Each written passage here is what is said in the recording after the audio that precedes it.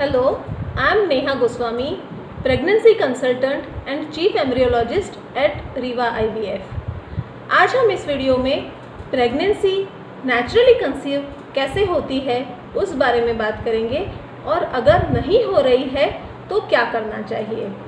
आज हम काफ़ी कपल्स में ये देखते हैं कि वो लोग करियर प्लानिंग में टाइम ज़्यादा देते हैं, फिर फाइनेंशियली स्टेबल होने की राह देखते हैं और घूमना फिरना करते हैं और फिर बाद में जाके बेबी प्लानिंग के बारे में सोचते हैं, जिसकी वजह से काफ़ी टाइम हो जाता है।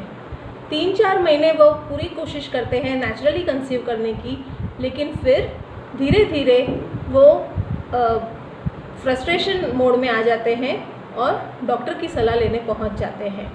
तो इसीलिए आज हम इस वीडियो में प्रेगनेंसी नेचुरली कंसीव कैसे करेंगे उसके महत्वपूर्ण पॉइंट्स डिस्कस करेंगे। चलो तो अब हम जानेंगे कि कंसेप्शन की प्रोसीजर क्या होती है। तो उसमें सबसे पहला पॉइंट है कि अपनी पीरियड साइकिल का रिकॉर्ड रखना चाहिए। नॉर्मली पीरियड साइकिल जो होती है वो 26 से 30 दिन की होती है और पीरियड के पहले या दूसरे दिन से हमारी बॉडी में से एक अंडा रिलीज़ होता है, जिसे फॉलिकल भी कहा जाता है। फॉलिकल और कुछ नहीं, एक फ्लूइड फिल्ड कैविटी है जिसके अंदर एग रहता है। दूसरा महत्वपूर्ण पॉइंट है ओव्यूलेशन।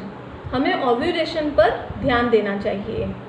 जो अंडा बॉडी में से रिलीज़ हुआ था वो धीरे धीरे मैच्योर होना शुरू होता है। तो हमारी पीरियड साइकिल के 14 या 15वें दिन पर वो अंडा मैच्योर हो जाता है और उसे हम मेडिकल टर्म्स में ओव्यूलेशन पीरियड कहते हैं। तीसरी बात है कि ओव्यूलेशन के दौरान संबंध रखें।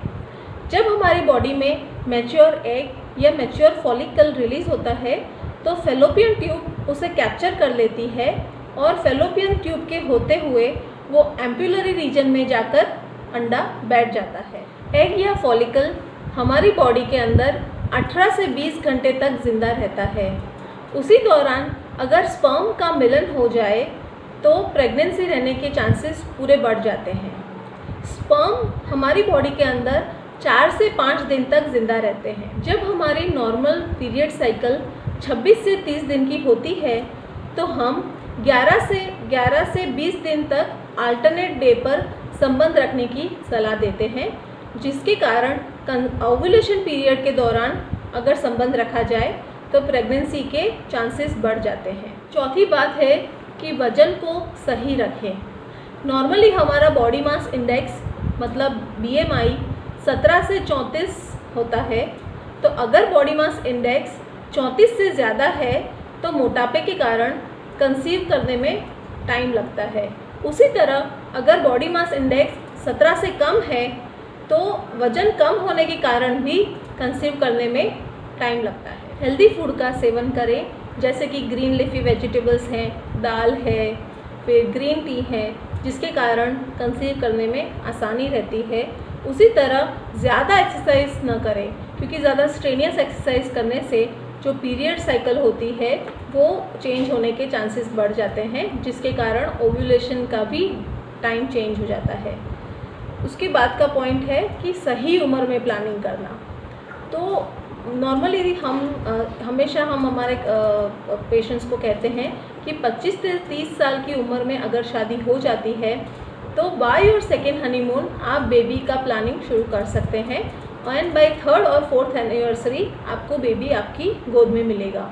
तो ऐसा अगर प्लानिंग हो जाता है, सही उम्र में बेबी का प्लानिंग हो जाता है तो कंसीव करने में आसानी रहती है, क्योंकि जैसे जैसे उम्र जाती है वैसे वैसे कंसीव करने में दिक्कत आती है। उसके बाद है स्मोकिंग और अल्कोहल का सेवन न करें। चाय और कॉफ़ी का सेवन कम मात्रा में करें, क्योंकि निकोटिन और कैफीन भी हमारे कंसीव करने के प्रोसीजर में बाधा उत्पन्न करती है। साफ, सुंदर और सुरक्षित वातावरण में रहना भी अनिवार्य है, क्योंकि अगर हमारा मन शांत रहेगा तो ही हम आसानी से स्ट्रेस फ्री वातावरण में कंसीव कर पाएंगे और वो मानसिक तनाव से हमें दूर रखता है। अगर इस बारे में आपको और कोई भी सलाह या कोई भी एडवाइस चाहिए तो आप हमें संपर्क कर सकते हैं। Thank you.